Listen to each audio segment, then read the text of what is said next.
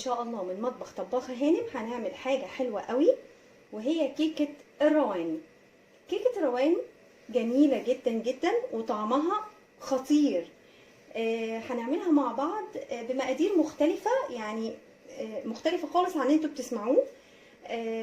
لان انا جربتها بكذا طريقة. الطريقة دي في منتهى الجمال وبتخليها طرية وهشة، وكمان لو قعدت يومين 3 مش بتنشف. لكن الطرق التانية الرواني لازم تتاكل في يومها، لو قعدت يوم او التاني بتلاقيها نشفت خالص. فانا الطريقة دي ان شاء الله معايا هتبقى طريقة لطيفة جدا ولذيذة. تعالوا نشوف مقاديرنا ايه. مقاديرنا كوبايتين من الدقيق الابيض العادي، ونخلناهم ولازم يبقى منخول. ومعانا كوبايه دقيق ذره ابيض وبرده منخول، ونخلي بالنا ان في دقيق ذره ابيض ودقيق ذره اصفر، فاحنا نجيب الابيض عشان بيبقى اطرى وما تنشفش مننا الكيك. اهم حاجه ان برضو يبقى منخول وناعم، يعني دقيق الذره يبقى ناعم وننخله كمان. يبقى عندنا 3 كوبايات من الدقيق، 2 دقيق ابيض عادي وكوبايه دقيق ذره ابيض. عندنا كوبايه سكر، هو المفروض كوبايتين من السكر بس احنا بنقسم السكر كوبايه جوه الكيك بتاعتنا وكوبايه بنعمل بيها الشربات بتاعتنا، عشان هنسقي الكيك الرواني بعد ما تخرج من الفرن بالشربات بتاعنا. عندنا كوبايه سكر ونص كوبايه زيت وربع زبده، يعني الكوبايه الا ربع بتاعتنا بتبقى نص زيت وربع زبده. ربع زبده دي معلقتين من الزبده. وعندنا كوبايه زبادي، وعندنا معلقتين من اللبن النيدو الباودر وباكت بيكنج باودر، وعندنا معلقتين من جوز الهند اختياري، و3 بيضات وفانيلا ورشة ملح. دي كلها مكونات الكيك بتاعنا الرواني. لكن الشربات بتاعنا هناخد كوباية سكر وكوباية مية ونقطتين من الفانيلا برضو، ولازم الشربات بتاعنا يبقى خفيف، مش عايزاه تقيل خالص. تمام كده؟ تعالوا نشوف. هنبتدي نحط المكونات السوليد كلها مع بعض، ونحط المكونات الليكويد مع بعض اللي هي يعني الدقيق واللبن والبيكنج باودر ورشه الملح، كل الحاجات دي مع بعض. وهنشوف السوائل بتاعتنا هنحطها مع بعض ازاي. تعالوا خطوه بخطوه عشان تدينا احلى كيكه روان، عشان كيكه الروان دي مبهجه جدا وبتبقى طعمها يجنن. يلا بينا. تعالوا نشوف هنحط مكوناتنا ازاي. هنحط كوبايتين الدقيق الابيض بتاعنا، عليهم كوبايه دقيق الذره الابيض، هنحط معلقتين لبن الباودر وباكت البيكنج باودر، هنحط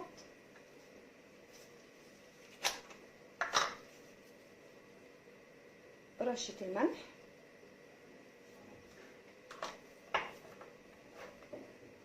وهنحط بعد كده دي المكونات الصلبة بتاعتنا، عشان احنا لسه هنضرب السكر مع الزبدة والزيت. ادي دي المكونات الصلبة بتاعتنا. اوكي، حطيناهم. هنجنبهم على جنب. وتعالوا ونسينا نحط كمان الجوز الهند بتاعنا، معلقتين جوز الهند.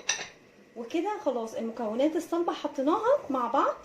تعالوا نشوف نعمل ايه في السوائل بتاعتنا. هنحط بقى المقادير السائلة مع بعض، السوائل كلها. تعالوا نشوف هنحط ايه في الاول. هنحط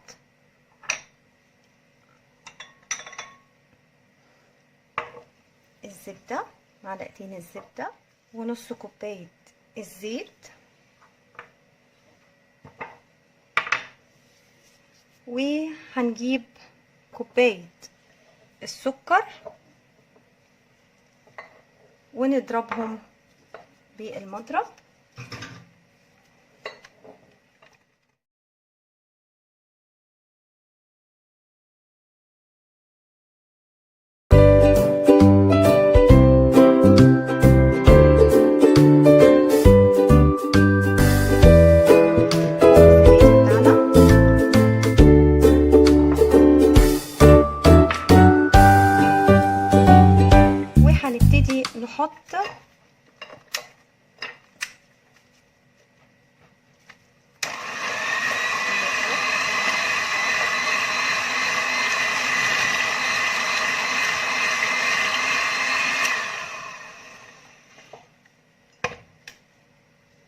نبتدي نحط بيضة بيضة.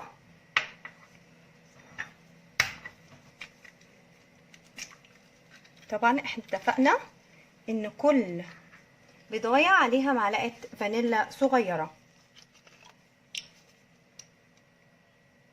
على كل بيضه معلقه الفانيلا بتاعتها. نحط اول بيضه. طبعا احنا لازم نعمل بيضه بيضه بره، لان لا قدر الله لو في بيضه مش سليمه وفتحنا البيضه على طول في الكيك او اي حاجه بنحطها هيبوظ لنا كل اللي احنا عملناه. فعشان كده دي من الحاجات المهمه جدا ان احنا لازم نعمل او نفتح البيض ده قبل ما نحطه في العجائن. ادي دي البيضه التانية.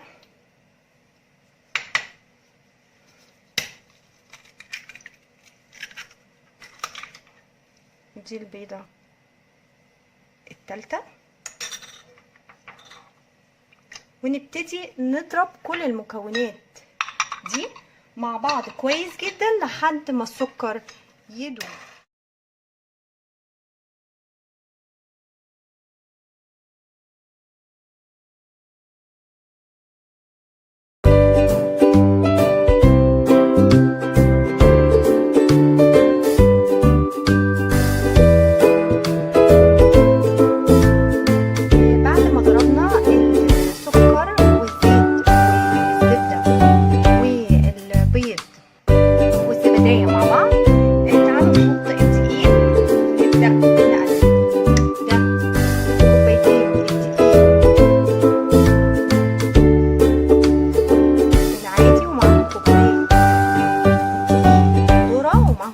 ملح، بيكنج باودر، و2 معلقه لبن باودر، ومعلقتين جوز الهند. هنبدا نقلب لحد ما تتماسك معانا.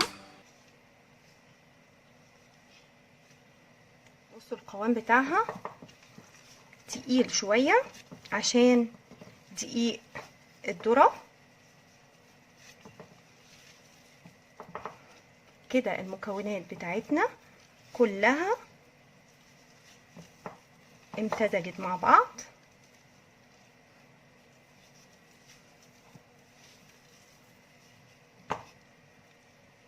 هنبدأ نحطها في الصينية بتاعتنا. تعالوا نشوف هنحطها ازاي. جبنا الصينية بتاعتنا وحطيناها، طبعا عملناها بالفرشة بالزبده، وحطينا بدرناها كده بالدقيق عشان ما تلزقش. وهنبدا نحط العجينه بتاعتنا او الكيك بتاعنا. شايفين هو جامد ازاي؟ بعد ما تستوي الكيك حلو قد ايه.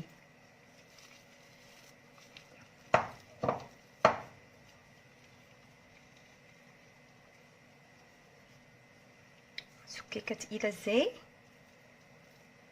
مفيش اي مشكله عشان تدينا طعم رائع وجميل. المقادير دي صدقوني انا جربت كذا مره لحد ما وصلت للمقادير دي تحفه. والزبدايه بتدي نتيجه احلى كتير من اللبن او الحليب اللي بنحطه في الكيكس. تعالوا هغير الجلافز بس. دي الكيكس بتاعتنا بعد ما حطيناها في الصينيه هندخلها الفرن على درجه حراره 180 لمده 45 دقيقه. هنطلعها ونقلبها ونسقيها بالشربات، وهندخلها الفرن ونعمل الشربات مع بعض. يلا بينا. بعد ما حطينا الكيك في الفرن تعالوا نشوف هنعمل الشربات بتاعنا ازاي. هنحط كوباية من السكر، عليها كوباية من المية،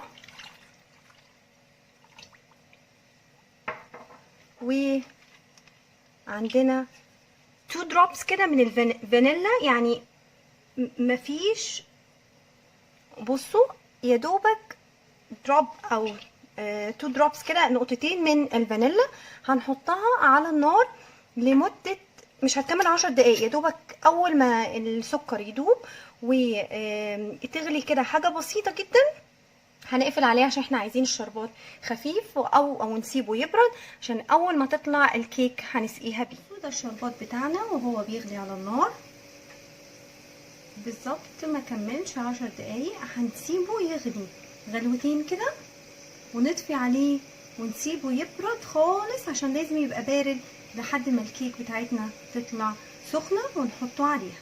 اهلا وسهلا بيكم. بعد ما خرجنا الكيك 45 دقيقه بالظبط، بصوا شكلها يجنن. هنبتدي على طول وهي سخنه كده نسقيها بالشربات اللي احنا عملناه. شايفين بتشربوا بسرعه ازاي اهو. الله الله على الجمال والريحه اللي تجنن. هنبدأ نسقيها كده شوية بشوية. الشربات اللي احنا عملناه اللي هو كان كوباية سكر مع كوباية مية ونقطتين من الفانيلا هنسقيها بيه. طبعا هي هتشربه كله.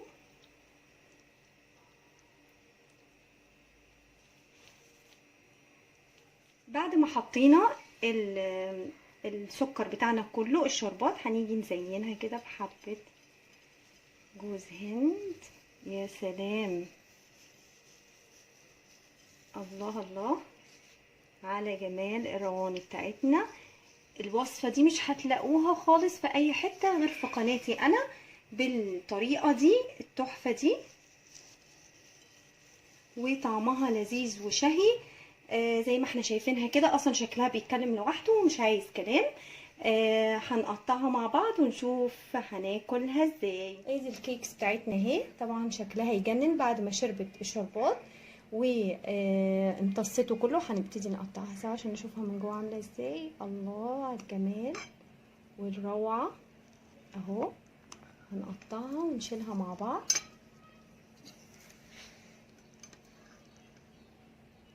شايفين مفروله ازاي وجميله. بصوا بصوا شايفين شكلها يجنن. هنقطم قطمه مع بعض كده ندوقها.